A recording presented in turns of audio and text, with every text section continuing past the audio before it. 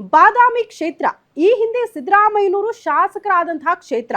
ಅದರ ಅಭಿವೃದ್ಧಿ ಆಗಬೇಕು ಅನ್ನುವಂತಹ ಒತ್ತಾಯ ಜಾಸ್ತಿ ಆಗ್ತಾ ಇದೆ. ಇದೇ ವಿಚಾರಕ್ಕೆ ಸಂಬಂಧಪಟ್ಟಂತೆ ಈಗ ಗೃಹ ಸಚಿವ ಡಾಕ್ಟರ್ ಜಿ ಪರಮೇಶ್ವರ್ ಅವರು ಮಾತನಾಡಿದ್ದಾರೆ.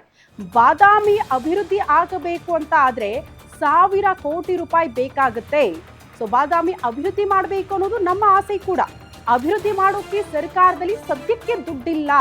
ಅಭಿವೃದ್ಧಿ ಮಾಡೋಕೆ ನಾವು ರೆಡಿ, ಆದ್ರೆ ಸರ್ಕಾರದ ಕಡೆಗೆ ದುಡ್ಡಿರ್ಬೇಕಲ್ಲ, ದುಡ್ಡಿಲ್ಲ. ಸಿದ್ದರಾಮಯ್ಯನವರ ಹತ್ತಿರ ಈಗ ದುಡ್ಡಿಲ್ಲ ಅಂತ ಸ್ವತಃ ಗೃಹ ಸಚಿವ ಡಾಕ್ಟರ್ ಜಿ ಪರಮೇಶ್ವರ್ ಹೇಳಿಕೆ ಕೊಟ್ಟಿದ್ದಾರೆ.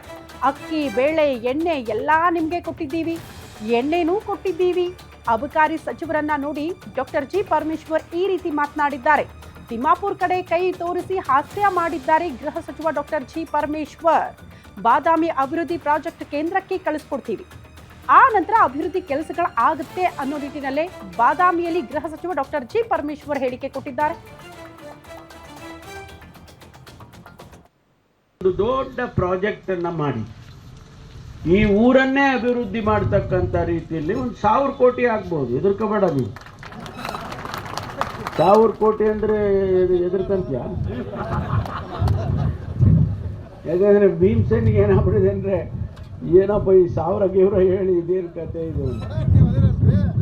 1000 ಕೋಟಿ ಆಗಿ ಇದನ್ನ ಒಂದು ಇಡೀ ನಮ್ಮ ಬಾದಾಮಿಯ ಪಟ್ಟಣವನ್ನೇ ಅಭಿವೃದ್ಧಿ ಮಾಡ್ತಕ್ಕಂಥ ರೀತಿಯಲ್ಲಿ ಒಂದು ಪ್ರಾಜೆಕ್ಟ್ ಅನ್ನ ಮಾಡಿ ಕೇಂದ್ರಕ್ಕೆ ಕಳಿಸ್ಕೊಡ್ಬೇಕು. ನಮ್ಮ ಹತ್ರ ದುಡ್ಡಿಲ್ಲ, ಸಿದ್ದರಾಮಯ್ಯ ಹತ್ರ ದುಡ್ಡಿಲ್ಲ, ಆಯ್ತಾ?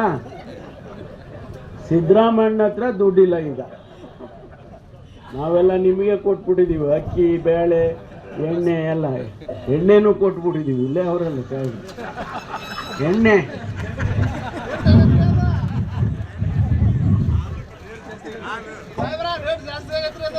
1000 ಕೋಟಿ ರೂಪಾಯಿ ಪ್ರಸ್ತಾವನೆಯನ್ನ ಕೇಂದ್ರಕ್ಕೆ ಕಳಿಸಿದ್ರೆ ಇದನ್ನ ರಕ್ಷಣೆ ಮಾಡ್ತಕ್ಕಂಥ ಕೆಲಸ ಆಗುತ್ತೆ.